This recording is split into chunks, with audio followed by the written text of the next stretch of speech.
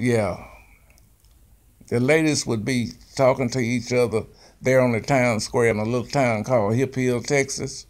So they would stop picking cotton about noon on Saturdays, and they would gather there about 1:30, and they just be talking about curling their hair and what they was gonna make a dress and all this stuff. You know what I'm saying? And all the kids would be playing on they would be away out there playing on the town square, and they would be talking. The ladies would. So my brother would always be hanging around the ladies, and he just looking up at the ladies, going round and around looking. And then finally, my brother got down on his knees in the back of this lady, and he was just looking up at her, and he was just going around on his knees looking at her. So she said, "Son, what are you looking at?" He told her, "Well, my mother said you had two faces, but I can't see but one." He said, "I can't see but one."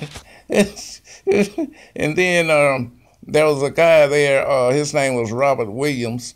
He had went to California and stayed for about 3 months, and he came back down there in the little town, and he thought he was more advanced over the rest of the black people. You know what I'm saying?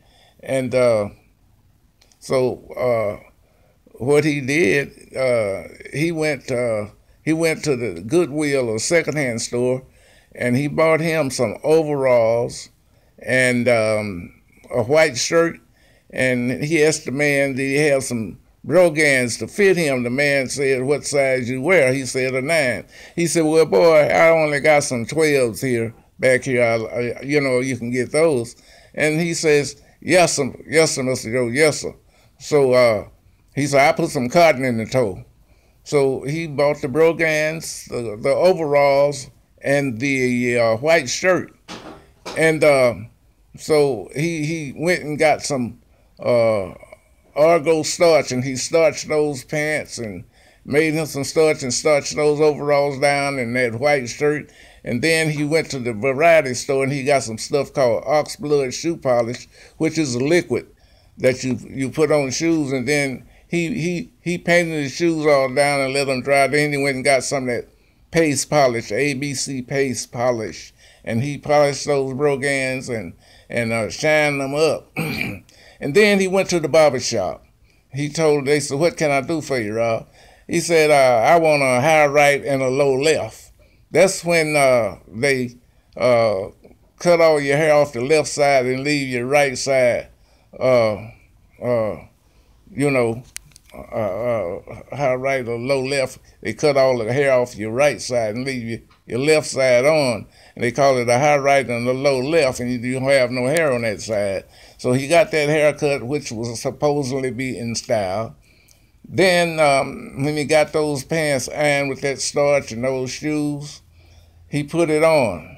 And he went down there on the square on a Saturday, and there was a white lady. Always came down there and get some ice.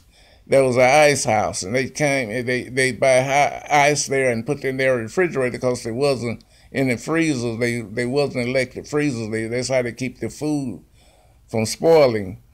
So when the lady came down, she was a nice looking lady, and he knew it. So when she came down there, him being a little bit more advanced over the rest of the black people, he walked a little close to the lady's car and turned around and showed his haircut, and then he twisted his ankles around and showed his broke-ass shoes. And he tried to walk on the toe because they was flopping up and down. He had cotton in them, but they was flopping up and down. But he turned from side to side and looking at the lady, and the lady didn't say anything. So she was getting in the car, and he whistled at her, and she said, "Oh, this nigga, he's trying to rape me." Robert took off running. He took off running so fast, so when he hit the woods, he heard these bloodhounds. They had these long ears, and they could really scent. Their ears pick up your scent. Ears and nose pick up your scent. Robert heard them squalling, "Oh."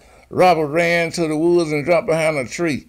And when the deer came by, Robert jumps on that deer's back, and that deer took off so fast, water was coming out the corner of his eyes. Old Robert reached around there and patted the deer on the neck and said, "What's wrong, baby? Did you rape a white woman too?" Now cut it off where, Lee?